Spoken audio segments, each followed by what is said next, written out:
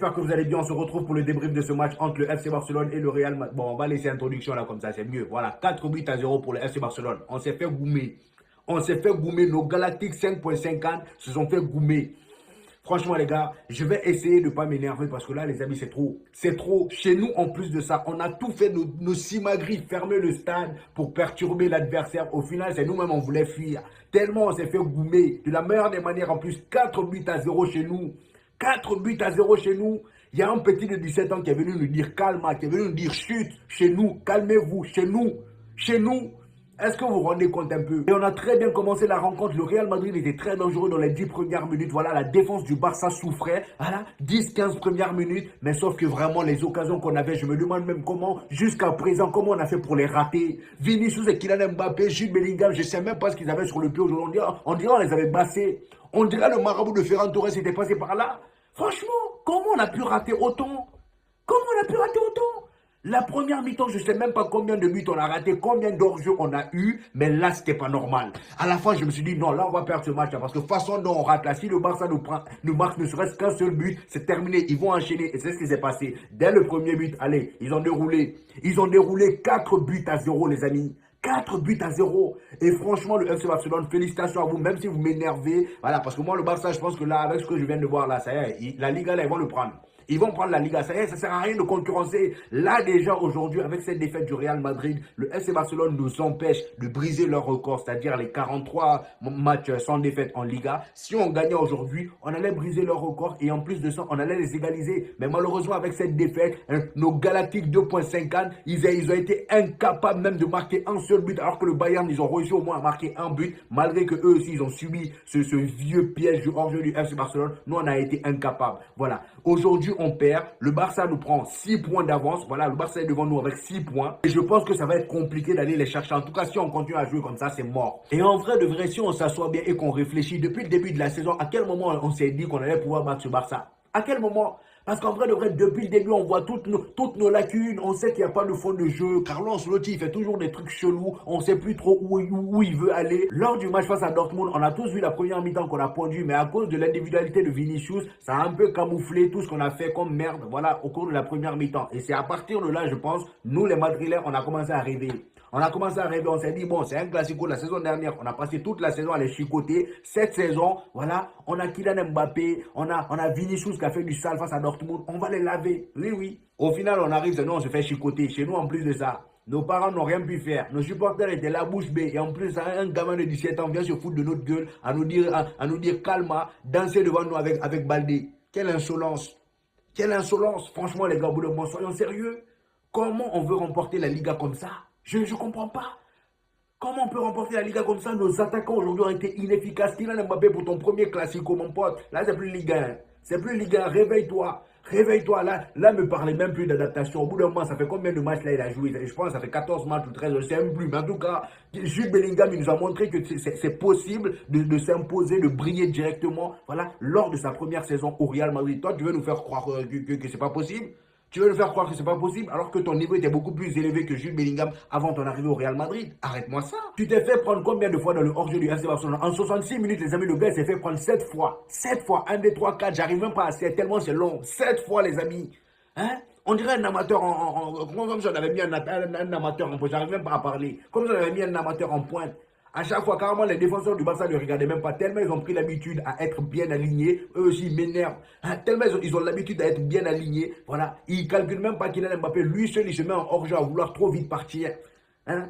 Et en plus de Kylian Mbappé, ce n'est pas seulement les hors-jeux. Le gars, aujourd'hui, lui, ce Vinicius. Vinicius a fait un gros match la dernière fois. C'est bien. Voilà, je te félicite face à Dortmund. Mais là, aujourd'hui, Vinicius et Kylian Mbappé, c'est quel genre d'égoïsme ça? Les deux, j'ai comme l'impression qu'ils veulent trop prouver. Ils veulent trop prouver. Hein, il y a eu des occasions où Kylian Mbappé pouvait faire la passe à Vinicius. L'occasion, il fait le grand lob, là, ça part tomber derrière les buts. Là. Et Vinicius, il s'était bien replacé. Là, il aurait fait la passe à Vinicius, c'était but directement.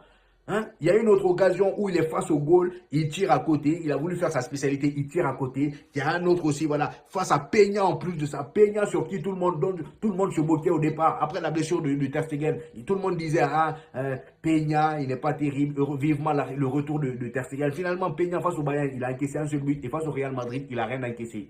Parce qu'on est des amateurs. On est des amateurs, il n'y a rien qui fonctionne. Cette attaque-là ne fonctionne pas. Et je me dis, je doute même que ça fonctionne un jour. Parce qu'on a devant deux égoïstes, deux joueurs qui veulent jouer que pour eux-mêmes, que pour leur tronche. Franchement, ça me fout la haine, les gars. Et pourtant, dans le match, il fut un moment où j'y croyais parce que je voyais un Real Madrid bien placé, voilà, qui se jetait pas. Le FC Barcelone faisait tourner le ballon comme à leur habitude. Le Real Madrid, quant à eux, ne pressait même pas. On restait bien bas à attendre, voilà, la perte de balle du FC Barcelone. Et à chaque perte de balle, on jouait en contre-attaque avec des longues passes. Et grâce à ça, on a réussi à être dangereux plusieurs fois. Mais malheureusement pour nous, devant, il n'y a que des tocards. Ils n'arrivaient pas à gérer le hors-jeu des défenseurs du FC Barcelone. Au final, ils étaient tout le temps, voilà, tout le temps pris dans le piège, tout le temps pris dans le piège comme des gamins. J'espère qu'après ce match-là, le prochain entraînement, ça sera comment ne pas se faire prendre dans le piège du hors-jeu. Même si c'est pas contre le FC Barcelone, mais vraiment, c'est important. Et là, le FC Barcelone, je pense que vraiment, il n'y a personne qui va les arrêter cette année en Liga. Et même en Ligue des Champions, je vois personne les arrêter. À part Manchester City, parce que eux, bon, on va aller doucement. Mais franchement, s'ils continuent à jouer comme ça, dire comment même tu vois. Comment marquer même face à eux? Regardez le nombre de buts en hors-jeu contre le FC Barcelone, il y en a trop. Je me demande même comment faire pour marquer contre eux. Au final, quand tu marques, va regarder la barre avant de célébrer. C'est mieux. Parce que Kylian Mbappé aujourd'hui, il s'est enflammé à vouloir célébrer. Au final, hors-jeu.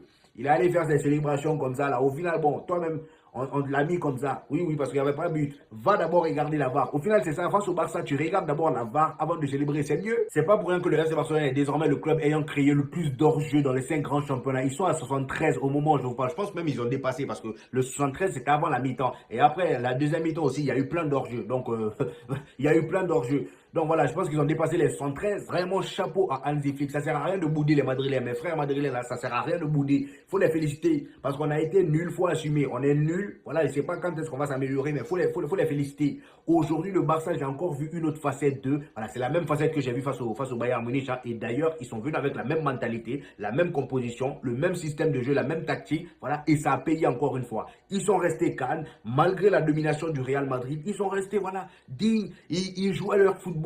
Et ils ont attendu le bon moment. Pendant que nous, on ratait nos occasions, eux, ils ont profité d'un seul appel de Robert Lewandowski pour mettre dedans. Pendant que nous, il nous en a fallu, je sais même pas 1000, même 1000 là, on n'a pas réussi à mettre un dedans. Donc voilà, ils sont restés fidèles à eux-mêmes. Ils ont exploité le ballon comme ils le faisaient, voilà, comme d'habitude. Lamine Yamal, excellent. Robert Lewandowski, j'en parle même pas, il est désormais à 17 buts en 14 matchs. Voilà, je pense que lui, le Pichichi, c'est assuré. C'est bon. Rafinha, encore une fois. Bizarrement, j'ai comme l'impression que dès qu'il y a un qui marque, les deux autres aussi marquent. On dirait qu'ils se concertent avant le match. Voilà, dès que je marque, vous aussi vous marquez. Carrément, ils arrivent même à faire des plans contre nous. Vous n'avez pas honte? Firmine Lopez, quant à lui, aujourd'hui, a été moins bon. Voilà, d'ailleurs, ils l'ont sorti. Voilà. Le double pivot Pedri Casado, encore une fois, masterclass. Surtout Pedri, aujourd'hui, encore une fois. Le gars, il a prouvé, voilà, il a prouvé encore une fois sa classe. Balle au pied, il est injouable, il est imprenable, comme à ses habitudes. Que ce soit le Real Madrid en face ou le Bayern Munich, rien ne change. Voilà, le gars, il joue toujours de la même manière et personne ne peut l'arrêter. Casado aussi, pareil. Et du côté du Real Madrid, c'est vrai que Kylian Mbappé a été très intéressant, mais le problème, c'est qu'il a trop raté. Et ça salit l'image d'un attaquant. T'es un attaquant, mon frère. Tu ne peux pas rater autant et t'attendre à avoir une bonne note. Laissez-moi même vous montrer les notes des joueurs du Real Madrid. Tout est en rouge. Tout est en rouge. Franchement, la température était tellement élevée que tout le monde était en rouge. Vous fermez le stade et c'est vous qui avez chaud. Vous fermez le stade et c'est vous qui avez chaud. Vous n'avez pas honte.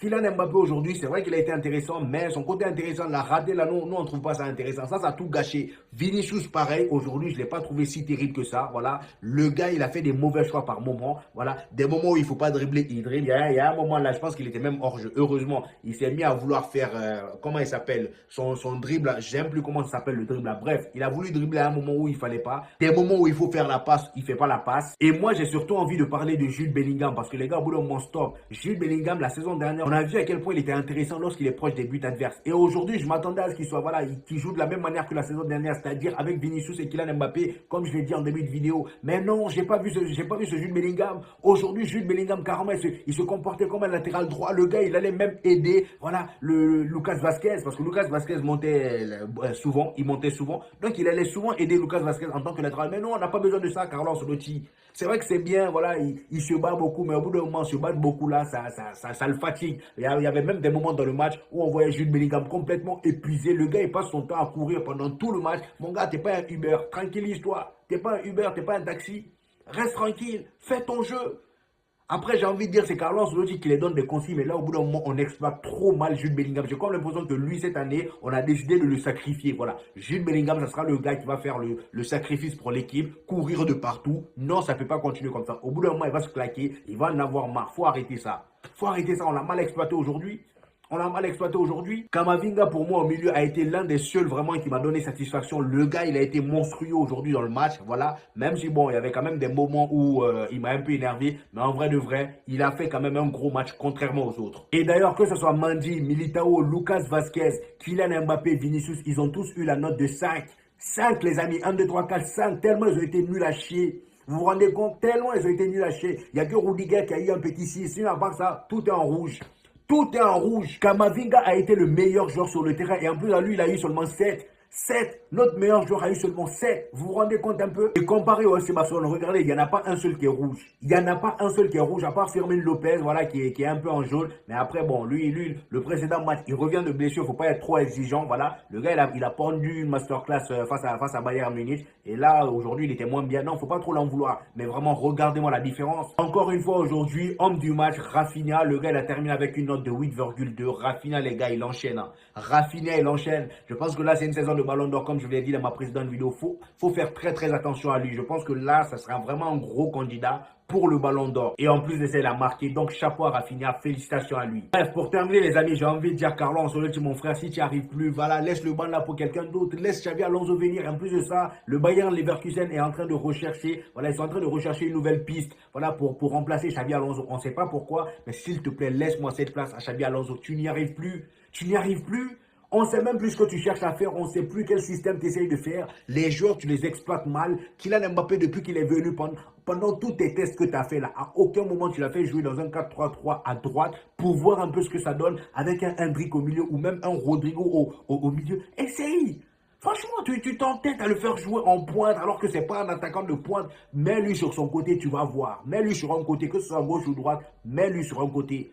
Parce que là, les amis, on en a marre. Voilà. Bref, en tout cas, c'était un très beau classico. Malgré qu'on nous a chicoté, ça fait mal au fiac. En plus de ça, la célébration de Lamine Yamal là m'a encore plus énervé. Mais au moins, le meilleur a gagné. Je m'attendais de toute façon. Hein, voilà, le meilleur a gagné, c'est l'essentiel. Bref, les amis, c'était mon avis sur ce match. Donnez-moi le vôtre en commentaire. J'hésiterai pas à vous reprendre cette vidéo. Je l'ai fait en freestyle tellement j'étais énervé. Il n'y a rien de préparé. Donc, donnez-moi vos avis en commentaire, les amis. Et tous ceux qui ont fait des pronostics dans la vidéo avant match, j'hésiterai pas à dire le nom de celui qui a réussi son pronostic dans ma prochaine vidéo. N'oubliez pas le petit pouce bleu, les amis, ça fait toujours plaisir et ça aide beaucoup au référencement. Et pour ceux qui viennent de découvrir ma chaîne, ici on fait des débriefs des matchs du FC Barcelone et du Real Madrid. Et quand il n'y a pas de match, on fait des vidéos actualités sur les deux clubs. Donc n'hésitez pas à vous abonner pour ne rien rater. Et on se dit au prochain épisode, les gars. Peace!